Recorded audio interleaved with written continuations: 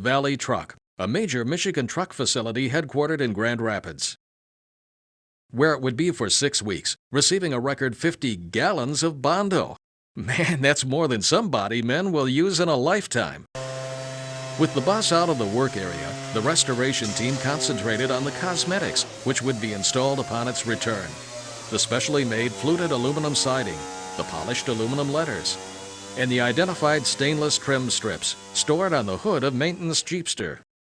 Meanwhile, back at Valley Truck, the transformation really got exciting with the stunning Target Red acrylic urethane paint job. Wyrick Products and Montana Paint Company donated all the paint products for the Futurliner restoration. And when the white roof and accent trim was finally added, well, the folks at Valley wanted to be seen with a project they'll never forget. As soon as their now glamorous bus returned from Valley Truck, the restoration team's enthusiasm for this long and laborious project soared. And the volunteers immediately decided to work 2 full days a week, Mondays and Tuesdays, in an attempt to meet the Eyes on Design deadline. And they immediately began installing letters on one side and fluted aluminum on the other to keep out of each other's way. In some cases, the previously drilled mounting holes had been filled with Bondo, which was drilled out from the inside out. With the mounting holes reopened, the letters went on in a hurry. But fitting the fluting was another matter. First, the polished aluminum strips were measured, cut, leveled, then pop riveted into place. One strip of fluting butted up to the next. Then a thin strip of aluminum was wedged between the fluted aluminum strips and roll crimped in place. It especially took a lot of fitting and shimming to achieve the graceful sweeping curves at the rear end. So how did the restoration team know how to fit the fluting, or what gauges went where in the original dashboard? Mike Ball retired as a librarian and made it a project as a member of the restoration team to acquire the world's largest collection of Futurliner data and memorabilia, paraders' uniforms, their recollections and presentation paraphernalia, news reports, eyewitness radio broadcasts, decades of documentation, and a host of detailed photographs. Mike's historical research could answer just about any question and was invaluable at every stage of the restoration. And that's why the siding and letters are correct. But check out the black wall tires, not correct. Right from the start, Don Mayton knew an authentic Futurliner needed white walls. But where do you get them? He contacted every major American tire manufacturer, and GM even had their representative in China looking for tires. But after over 4 years of searching, nothing. And Number 10's coming out party at the Eyes of Design was only a few weeks away. Talk about needing a miracle. And that's when it happened. Howard Sullivan stopped at a little old tire shop in Muskegon, Michigan, and told the tale of woe to Bill Ginman, the owner of Ginman's Tire Service. Bill said he liked challenges, told Howard to bring over some used truck tires, which someone had donated to the Futurliner project, and Bill would try to vulcanize on some white walls. Do you believe in miracles? Wow! Some team members immediately loaded the 8 newly sandblasted and painted wheels onto Howard's trailer. And the next thing you knew, Howard was on his way back to Beaverdam, and the bus was on its way to becoming spectacular and functional for the engine, both transmissions, the brakes, and exhaust systems had been installed. And now it was time to try to start old Number 10 for the very first time. It's been nearly 5 years since the restoration project began, and at last, the moment of truth had arrived. That transmission is in neutral. Now,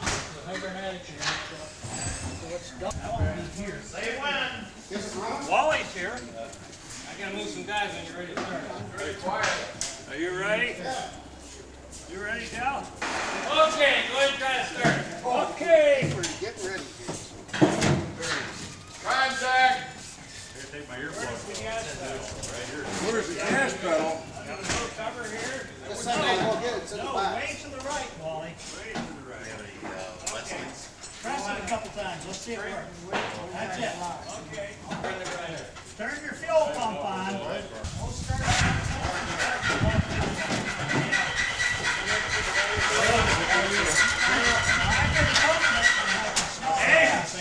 Hey guys, this isn't gonna do a thing until we hook up the battery. You want the battery hooked up? Now we do. Up.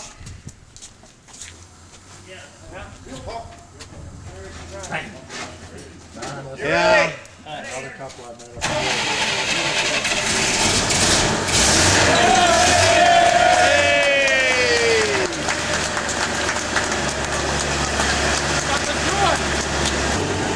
got the idle just a hair fast.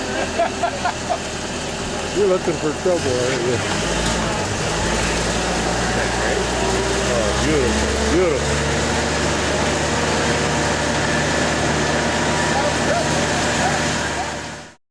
Well, after that momentous day, 2 more work sessions were spent touching up the doors, cutting out the temporary lucite front windshield, then lifting it up and securing it in place, as well as tweaking the engine and installing the dashboard instruments for the resurrected Futureliner's long-awaited maiden voyage, a trial run through Beaverdam, in preparation for its grand unveiling in Detroit.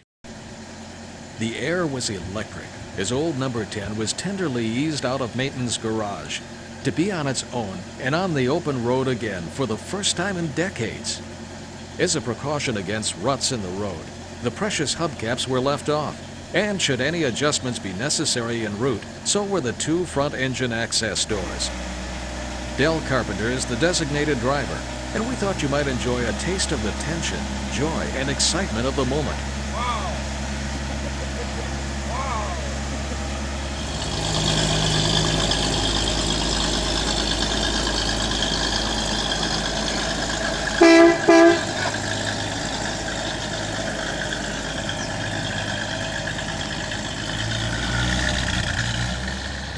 In fact, you might like to go along for the ride. One of the first things you notice from way up here, seated 9 feet above the road, is that the scenery hasn't changed all that much in rural America during the past half-century. And the road is narrow, just like all the roads traveled by the caravan of Parade of Progress Futurliner Leviathans, back then long before wide, smooth superhighways and today's high speeds. The Futureliner's top speed was only about 35 to 40 miles per hour. Driving this 12.5-ton monster, which obviously was not equipped with shock absorbers, has its ups and downs in the full sense of the word. And during the heyday of the Futurliners, those guys went coast to coast, bouncing along like this, looking down the center of the lane, with virtually useless but elegant Art Deco rear view mirrors and forward visibility so limited you can't see anything that's less than 20 feet in front of you. Just to give you an idea of how high up you're riding in a Futurliner, here comes a big Kenworth truck, and you look down on him. Well, it was pretty much merrily we roll along on our maiden voyage when suddenly, look close, the outside front wheel driver's left side cuts loose, and it goes rolling merrily along, right into a ditch. Good grief. Miraculously, Del managed to steady the Futurliner on its 3 front wheels, but the guys couldn't get it back to Maintenon's workshop fast enough to find out what had happened and to correct the problem. It turned out the wheel bearings on the left front didn't have their lock washer hammered over. And there was another miracle too, because when the wheel cut loose, it pulled 11 7/16 fine thread grade A bolts right out of the inner hub and completely sheared off the 12th and last one. But the spare axle from Boyajian in California was a perfect replacement. What's the chances of that happening? We sort of think it's just another miracle. Incidentally, the red hub holds the outer wheel, the black hub holds the inner wheel, and all the bolts are inside the red wheel. Anyway, at the last session before the big show, the restoration team fiddled and fussed and scrubbed and rubbed, just like everyone always does before a car show. Old number 10 looked spectacularly beautiful and very futuristic, with Ron Elzinga's 1911 Model T Ford alongside. When it was time to board the trailer, which GM had sent over from Detroit for number 10's new debut, almost 50 years to the month of its initial launch, which we showed at the beginning of this video, it was discovered that the trailer was too small. And with no time to locate a larger trailer, number 10 went all across the state to its first big show on the hook of Merle's wrecker. Everyone was totally mortified, and absolutely no pictures exist. That weekend, Futurliner number 10 was the biggest hit at a truly remarkable gathering of automotive styling splendor. And it served as a stunning backdrop for many of the 400 prototype, classic, and concept vehicles gathered for the eyes on design. You are about to see one of the most dramatic representations of Art Deco design that you will see anywhere on this beautiful exhibition ground today. Just look at the lines on this bus. It is a thing of beauty, and you can imagine why we went into restoring it. Don Mayton is the expert of all of this. Don, come on in here and tell us a little bit about what went into restoring this beautiful bus. Thank you. Well, first of all, when we got it, it was down behind the museum in Indiana, and it was a rust bucket. And basically, we had to take it from scratch, tear things out, and anything missing we had to recreate from scratch. For example, the letters up there, there's 47 castings counting both sides, and those had to be recast from scratch. All this siding had to be specially made for the vehicle. We were fortunate that we did obtain original hubcaps that people unfortunately had sort of taken with them after they left the program. Ripped them off, Don. They ripped them off, yeah. Let's get out of the way so that folks can see them. But these are original hubcaps, and we got them from several sources, and they are beautiful things. We did have a hard time getting white walls made. We ended up working for 4.5 years trying to find someone to make white walls. We ended up with a little truck recapping shop over in the western side of the state that ended up buying rubber washers for us and bought in one brand new set of tires. Now, I know this is about design, but let's talk about the mechanics in this too. We're talking about an inline 6 to drive this huge, it's really a train on wheels. Right. GM put in their military drive line. It's a 302 inline 6-cylinder engine coupled to a military hydromatic, which has 2 upper range and a lower range, so it gives you 8 options. In addition, there's another gearbox in the back that's shifted manually. You have to be stopped to shift it. It has an underdrive, a 1-to-1 ratio, and an overdrive. In addition to that, that rear gearbox disconnects the rear wheels, and in the back of this is a large generator that gives you all the power to operate the doors, the light bar on top, and all the displays on the inside. So it was as technologically advanced as anything they were talking about inside. Correct. All right, Don Mayton, thanks very much. Thank you. Do come by here. It is truly unique, and you will see a dramatic design statement as well. It's a lot of fun. It's the coolest circus wagon you will ever see. But the supreme compliment was paid when Bob Lutz, GM Vice Chairman for Product Development and honorary co-chairman of the Eyes on Design, said of the restoration team, "You guys are the heroes of GM." Well, what they didn't know at the Eyes on Design was that all the doors on the Futurliner were purposely locked and kept shut. That's because the interior was still unfinished and was downright ugly. There was no upholstery whatsoever in the driver's compartment. Its passenger seats were a wreck and were waiting to be rebuilt. The driver's seat cushion was hopeless. Invisible rust holes permeated the vast interior, which still needed additional structural bracing, inner paneling, and overhead lights. Inner paneling was also needed at the back end, and the headlights, taillights, and 48 running lights needed to be hooked up. So there was just a ton of work facing the volunteers when they returned from their 3-month summer hiatus.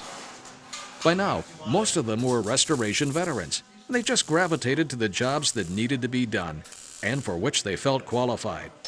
Whether it was installing all new interior lighting junction boxes, wiring and conduit, a 110-volt control box at the rear to service the light tower and clamshell doors, cutting reinforcement channel, or cutting new foam for the seats and backs, making patterns for the cab's cabinet, adding weather seal to the upper light tower channel, or installing molding and seals around the lower doorways. For some, it was getting all the right dashboard dials, switches, and wires in place. Please disregard the beat-up original steering wheel. And it goes on, like fixing latches, then finessing the inside front door panels, connecting copper air lines for the brakes, installing the correct tail light lenses, buffing bruises, polishing dull spots, or power washing your buddy. Oh yes, a project like this kept everyone on their toes. You might even say it got to be a grind. Oh, brother. Lunchtime! Everybody, lunchtime! We just, again, thank you for this day. Thank you for the food you put before us. And, we just continue to ask you to look over those. A delicious hot lunch for the work crews was provided at every session by wives of the volunteers, and it's only fitting that these much-appreciated great and faithful cooks are duly recognized. Where did that GMC cab cab over?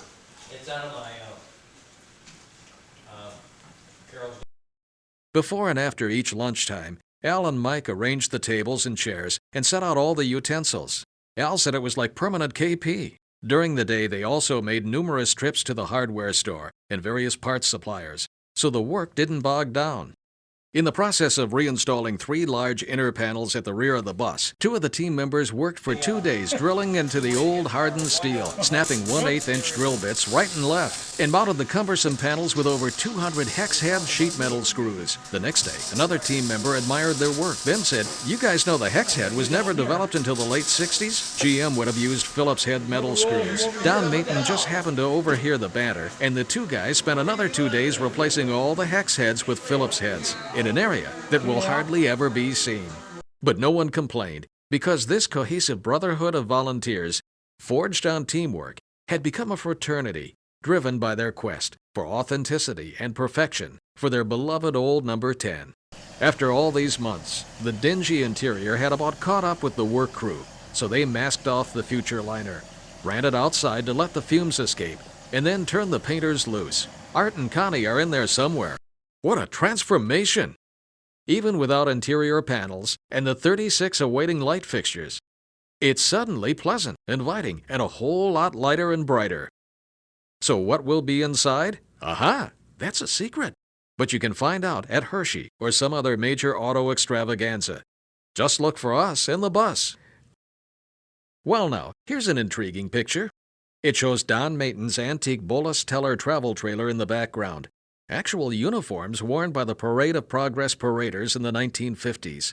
A rebuilt transmission, the rebuilt power generator, the spare rebuilt engine for the Futurliner, and an insignificant-looking crate there on the shelf. It held the precious 180-degree one-piece front windshield and represented perhaps the most critical step in the entire restoration project. All the volunteers were scared stiff of even touching the thing, as it had cost about $10,000 and was the very last such windshield known to exist. But then, another miracle. Doug Bradley in the dark shirt and John Clellan of Voss Glass in Grand Rapids offered to install the front windshield gratis. They knew exactly which tools to bring to Beaverdam. They knew how to position the windshield, how to seal it, and install seals for the future side windows. But what they really knew was how to stop everybody else from worrying. Thanks, guys.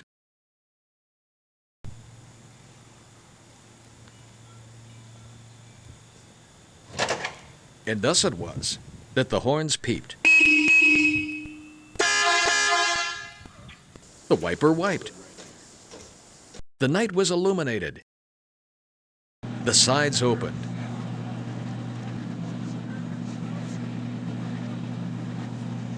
The light shone.